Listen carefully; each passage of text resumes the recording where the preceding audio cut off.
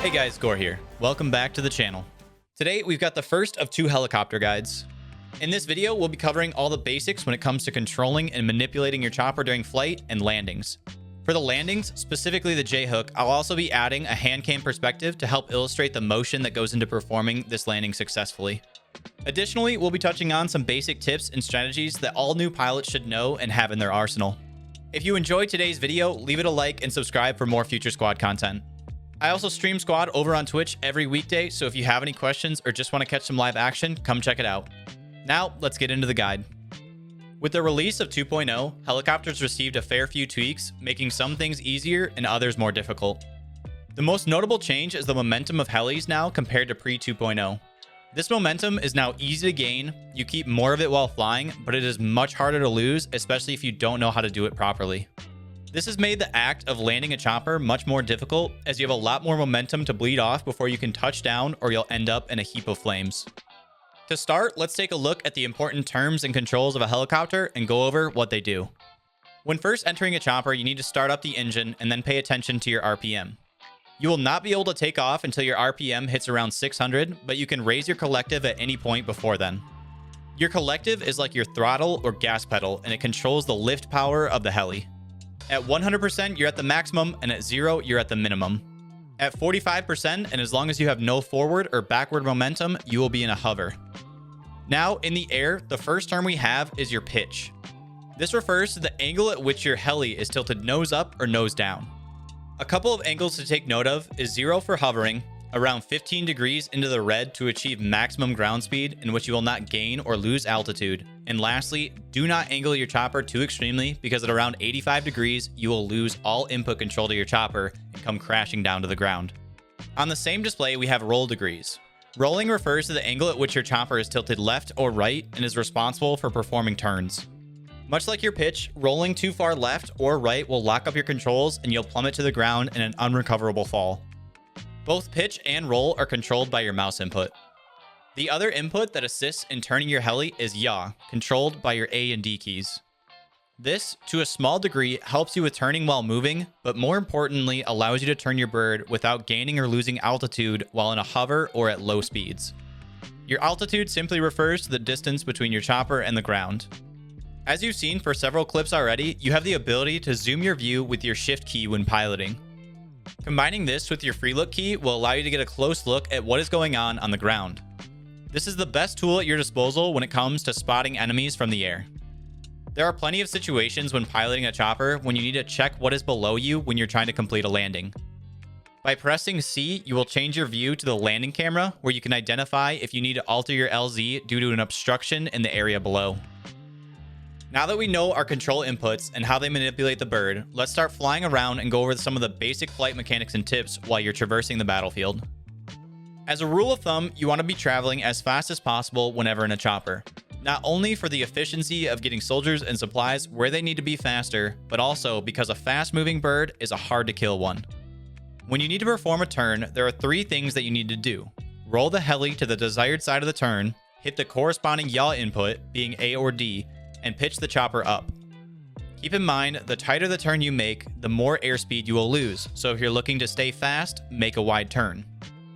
If you're ever flying about and want to drop some altitude quickly, lower your collective to 0 and then raise it again once you're close to your desired altitude. Keep in mind your downward momentum. Stopping your descent is not immediate, so don't leave raising your collective to the last second before you hit something. If you've ever decided to jump in the pilot seat, whether in a live server or the training range, you know the most daunting and difficult part of piloting a heli is landing. This is the thing that separates the living from the dead. Landing quickly and in an advantageous spot is great, but getting to your troops out of the bird in one piece is paramount.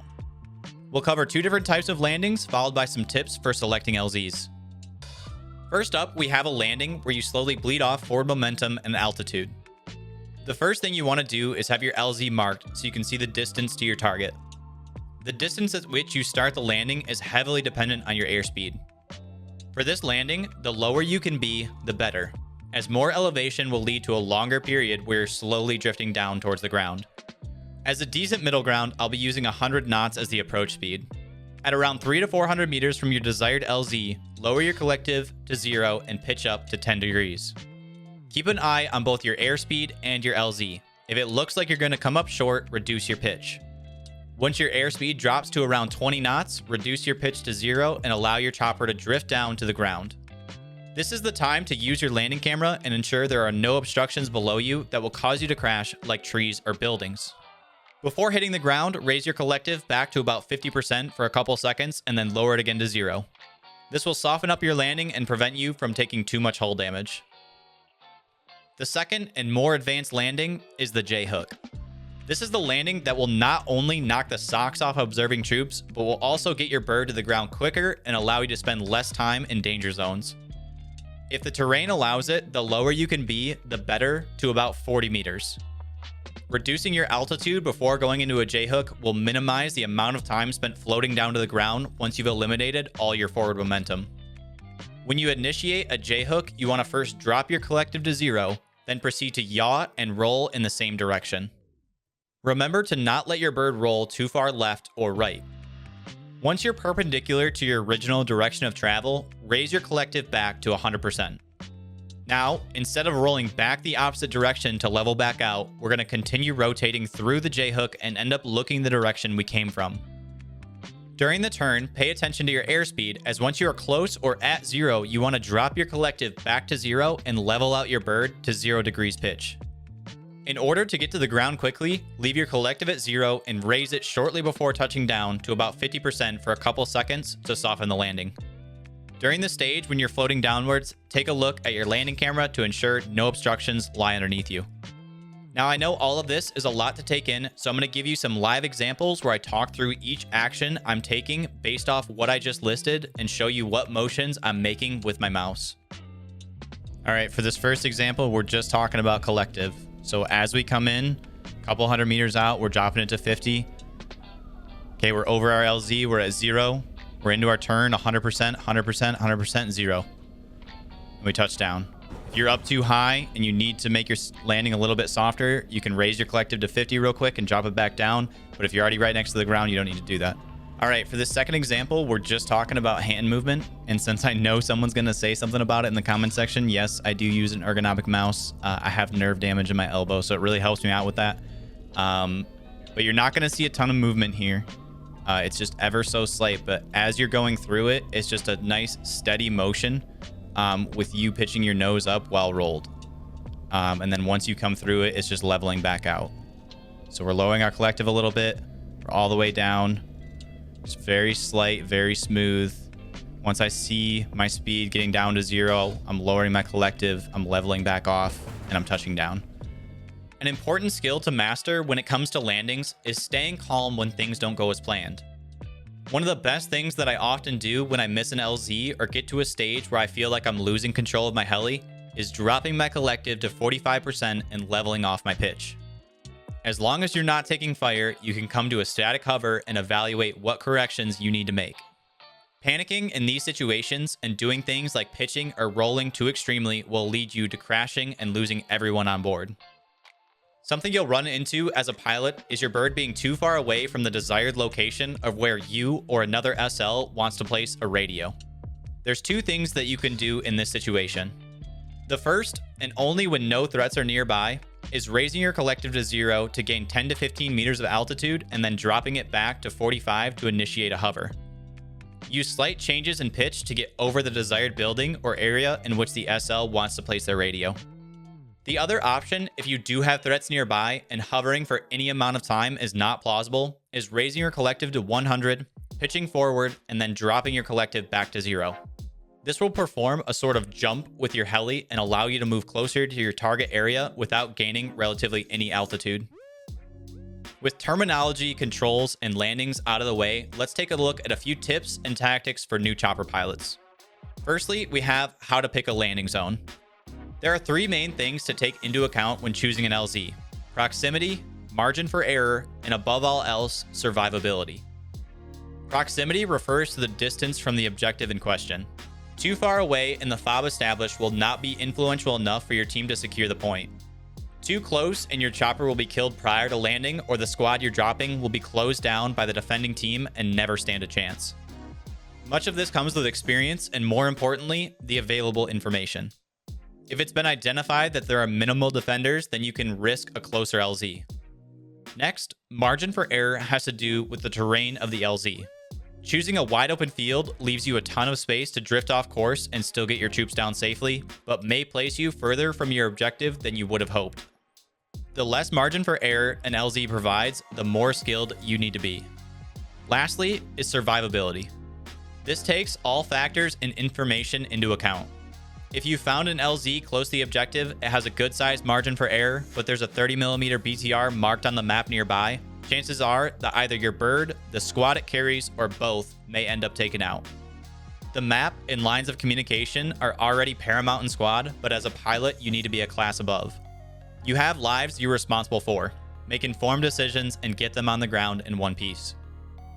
When in flight, there are a few important principles to keep in mind. Firstly, know your helicopter. Knowing the dimensions of your heli, like the rotor span, the tail boom and tail rotor, and the main body. Gain the spatial awareness so you can understand how close you can get to objects without causing harm to your heli. This will allow you to fly with more confidence and precision. Secondly, know the airspace in which you are flying. Be aware at all times what threats you may have and what terrain you have at your disposal to minimize the chance of being eliminated. If you're playing on Kohat, you can best believe there'll be at least one toe on the map, which means keeping your altitude to a minimum and weaving behind the landscape can help ensure your survival. And lastly, know your limits. If the squad you're transporting wants a hot drop in town, but you lack the confidence and skill to perform that landing, communicate that to your teammates. Don't attempt something that you're certain will end in failure. One of the main uses of helicopters in squad is resupplying friendly fobs. In order to unload supplies from your chopper, you need to be below 30 meters in altitude and be traveling 5 knots or less. There are a couple keybinds that I recommend changing to help you with this process. In the settings, navigate to controls and then select helicopter. Scroll down until you see the unload construction supply and unload ammo supply. I have these bound to 1 and 2 respectively, which allows me to press either to drop supplies without having to use the interact interface to drop supplies. Something you may have not expected as a tip in this video is that as a pilot, you need to build trust with your teammates. This does go hand in hand with more flight experience, but if you're flying in a live game and still not confident in your abilities, how can you expect a squad or any player to fly with you when it's likely to lead to their deaths? Build your confidence in the training range and slowly transition your way into a live server. If you find that you're still struggling with certain mechanics, take note of them and head on back to the training range. You'll make mistakes in a live server just as everyone does, but the idea is to minimize the possibility of said mistakes in order to start gaining the trust of your fellow players. If you play on the same server often and people get to know you and that you're an impressive pilot, getting squads to agree to certain plans will become that much easier. The last tip I have for you is always be doing something. Whether it's running supplies, transporting a squad, setting up a new spawn, or scouting, if you're standing still, you're not helping the team. Stay proactive. If no one needs supplies or a pickup, evaluate the map and look for openings where by taking action, you could give your team the upper hand. Additionally, things like backup defense fobs or repair stations for ground vehicles can come in clutch for your team. Anyways, that's all I've got for you today. I hope this video helps anyone and everyone that's looking to get into flying or has been struggling to do so. Following up this video will be an advanced guide going into more of the tactics side of the house and how you can dictate an entire battle through you and your chopper. If you enjoyed today's guide, leave it a like and subscribe for more future squad content. Thanks for watching, and until next time, I'm out.